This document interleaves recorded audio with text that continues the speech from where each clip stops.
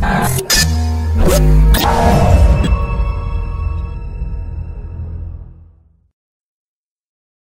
alaikum wa rahmatullahi wa barakatuh. Bismillahir Rahmanir Rahim. Alhamdulillah. Wassalatu wassalamu ala Rasulillah sallallahu alayhi wa sallam. In the name of Allah, the most gracious, most merciful, and peace and blessings be on Prophet Muhammad sallallahu alayhi wa sallam. Dear brothers and sisters, dear viewers, dear seekers of truth, ICRAA, Islamic Center for Research and Academics, is starting a new series, a new video series, short videos explaining a very fundamental concept, which is pivotal for the existence of Islam. A very fundamental concept, which is the basis of Islam. And that is the authenticity of the Book of Allah, the Quran. The words of Allah, the Quran. A lot of people might have questioned and are questioning the authenticity of the Quran. Why? First and foremost, we need to understand that. And this is just an intro to the series. We will go into all the details and I'll give you a layout of what we will do and how we will tackle this issue. But let us go to that starting point. People are questioning the Quran. Non-Muslims, of course, first and foremost, because that is, if the Quran is wrong, then Islam is wrong. Some Muslims even, some deviant Muslims, are questioning certain aspects of the Quran. Why? Because if they can prove that certain things might be missing or incomplete, or that there's some kind of leeway to play with it, then they have way for their innovations and their evil intentions. So we need to tackle this issue from different aspects and different corners. We will look at the historicity of the Quran. We will look at the authenticity of the Quran from a historical point of view. We will look at the authenticity of the Quran from internal proofs, from external proofs, and from other different angles. Now, let me get back to you on a note to say that I'll try my best to do this on an academic level, not necessarily from just a religious level. Of course, without a doubt, we have to admit that we are Muslims. And someone might say, well, you are biased towards Islam, of course, so you believe that the Quran is truth. You believe the Quran is authentic. I don't believe the Quran is authentic, someone would say, because I'm not a Muslim, they would say. So we would have to prove to them, supposedly, that the Quran is an authentic book. The next question, or the last question that we will ask, of course, we'll start with number one. Is the Quran authentic from a historical point of view? What are the supporting evidences, and so on? What are some of the theories that people have brought forth against that, and so on? We will look at the Quran from internal proofs. Proofs that the Quran itself claims that it's authentic, and why. What are its proofs? And then we'll look at the Quran from outside proofs, the universe, and so on. How is the Quran in line with existence? How is the Quran in line with the universe? And then we will have to ask people a question, a very, very strong question. If we have proved to you that the Quran is historically authentic, that it's a historical document, that Muhammad sallallahu alaihi wasallam has passed this document on to us. Okay, I'm talking here with certain words, I'm choosing my words, because the non-Muslim, the atheist will not accept, that the God gave Muhammad sallallahu alaihi wasallam the Quran through angel Gabriel and so on. So the terminology that I'm using, I'm just trying to be very general.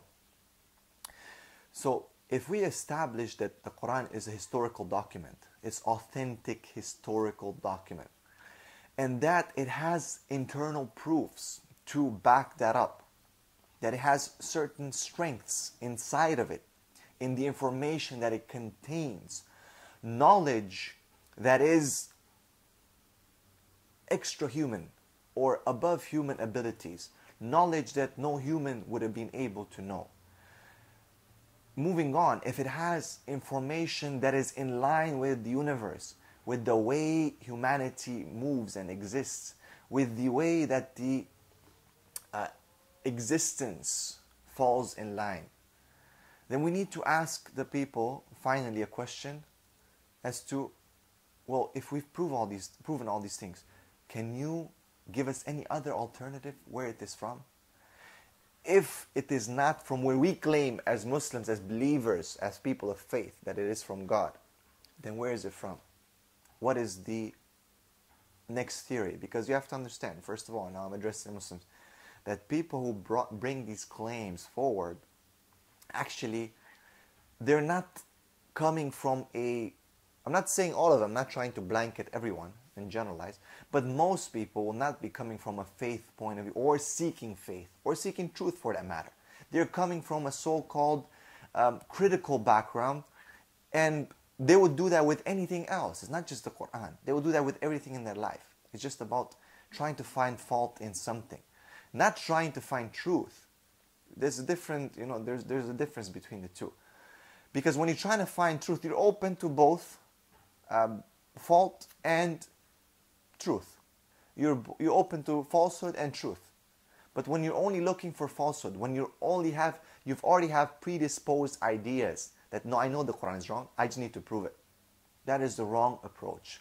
That is the wrong approach with anything in your life, with any piece of document, with any reality, with any philosophy, with any anything that exists in humanity. If you start from that point. So, to those seekers of truth out there who are really open to understand what is right, what is wrong, what is the truth and what is falsehood, these videos are for you.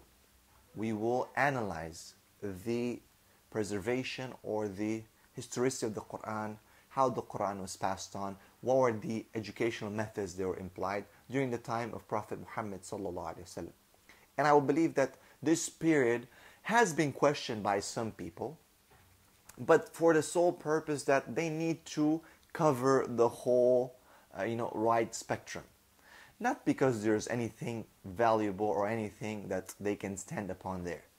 The second part, we will look at the compilation of the Quran, the putting of the Quran in a book. We will define terms as to what is Quran. What does it mean really? Is it just a book? What is its recitation? What is its writing down?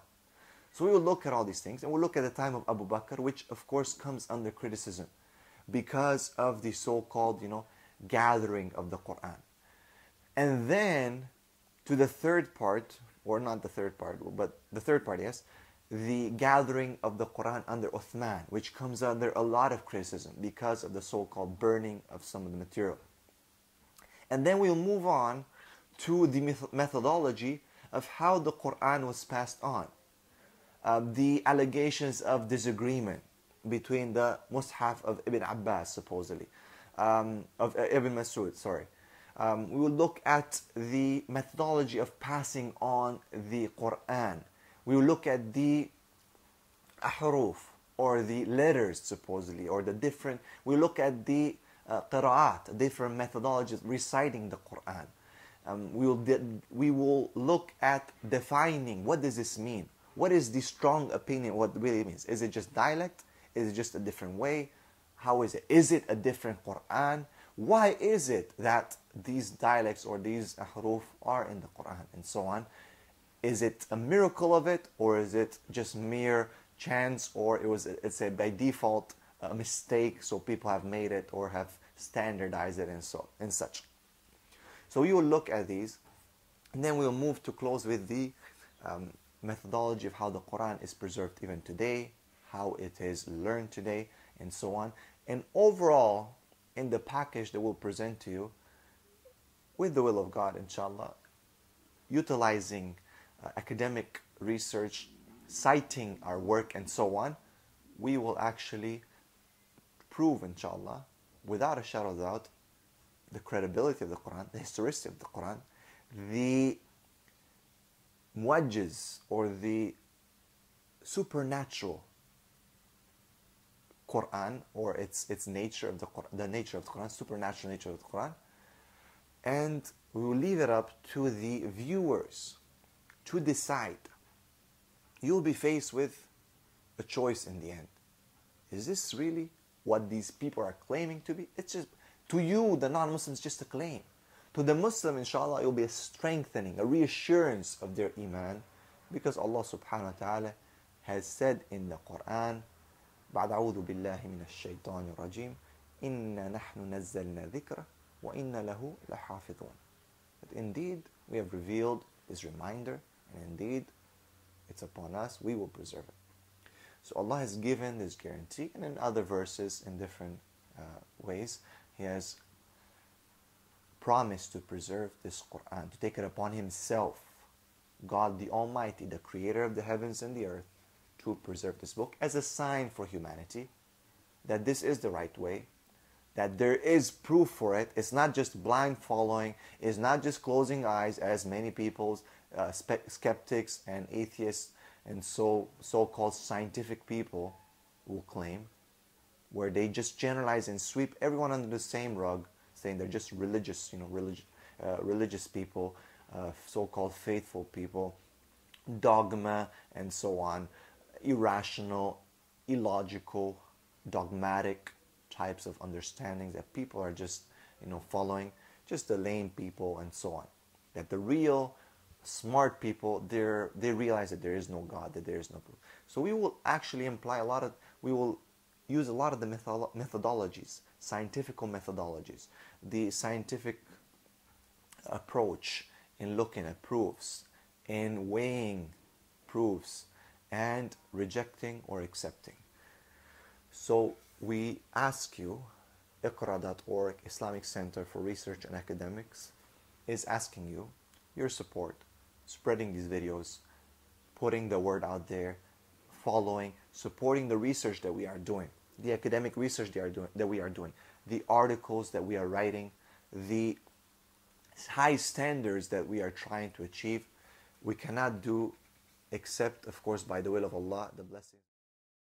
اللهم صل على محمد يا رب صل عليه وسلم اللهم صل على محمد يا رب